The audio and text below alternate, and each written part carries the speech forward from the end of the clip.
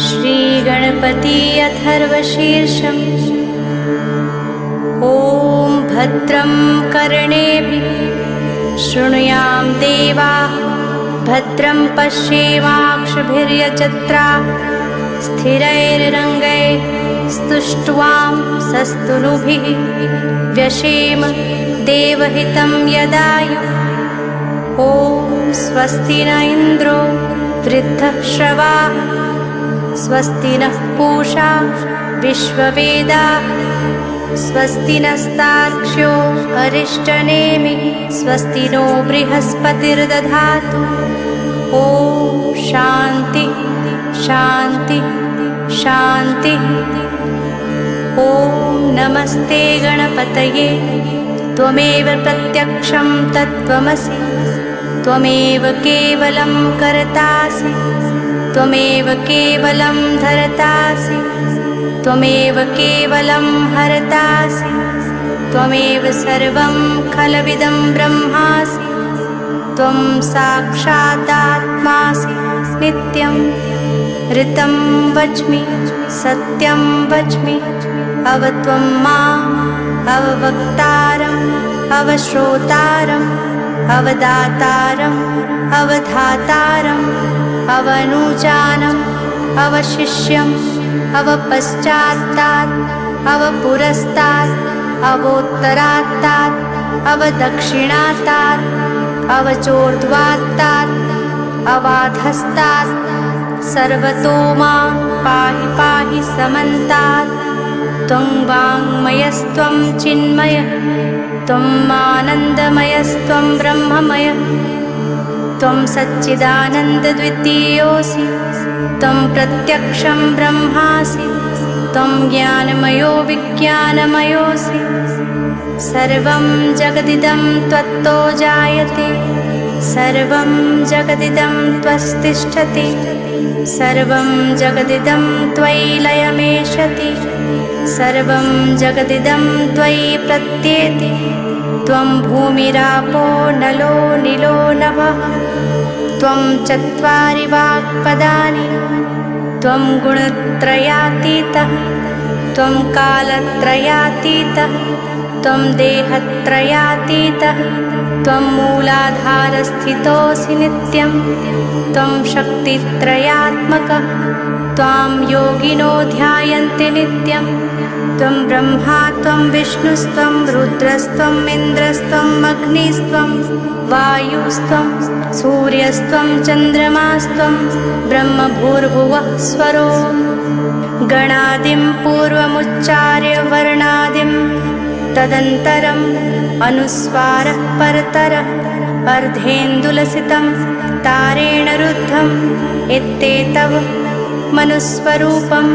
ककारः पूर्वरूपम्, अकारो मध्यरूपम्, अनुस्वारश्चान्त्यरूपं, बिन्दुरुत्तररूपं, नादः सन्धानं, संहिता सन्धिः। सैषा गणेशविद्या गणकऋषिः, निश्चिद्गायत्री छन्दः, गणपतिर्देवता।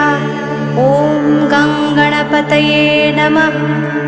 एकदन्ताय विद्महे वक्रतुण्डाय धीमहि, तन्नो दन्ती प्रचोदयात्। एकदन्तं चतुर्हस्तं पाशमङ्कुशधारिणं, रदं च वरदं हस्तैर्बिभ्राणं मूषकध्वजं, रक्तं लम्बोदरं शूर्पकर्णकं रक्तवाससं, रक्तगन्धानुलिप्ताङ्गं रक्तपुष्पैः सुपूजितं, भक्तानुकम्पिनं देवं जगत्कारणं अच्युतम्। आविर्भूतं च सृष्ट्यादौ प्रकृतेः पुरुषात् परम्, एवं ध्यायाति यो नित्यं स योगी योगिनां वरः।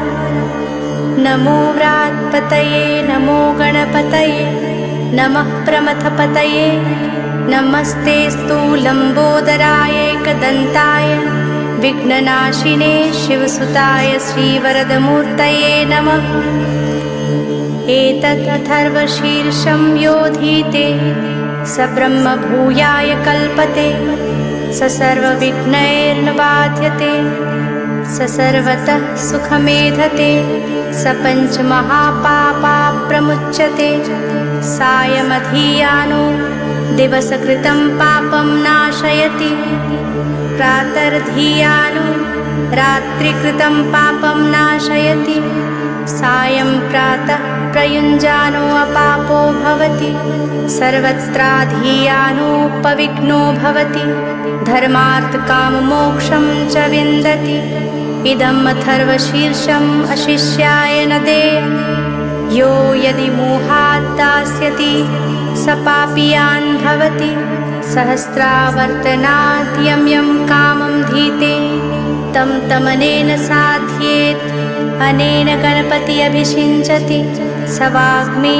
भवति चतुर्थया मनस्नं जपति स विद्यावान् भवति इत्यर्थवणवाक्यं ब्रह्मात्यावरणं विद्यात् न बिभेति कदाचनेति यो दुर्वाङ्कुरैर्यजति श्रवैश्रवणोपमो भवति यो लाजैर्यजति स यशोवान् भवति स मेधावान् भवति यो मोदकसहस्रेण यजति स वाञ्छितफलम् अवाप्नोति यः साज्यसमिद्भिर्यजति स सर्वं लभते स सर्वं लभते अष्टो ब्राह्मणान् सम्यक् ग्राहीत्वा सूर्यवर्चस्वी भवति सूर्यग्रहे महानद्या प्रतिमासन्निधौ वा जप्त्वा सिद्धमन्त्रो भवति महाविघ्नात् प्रमुच्यते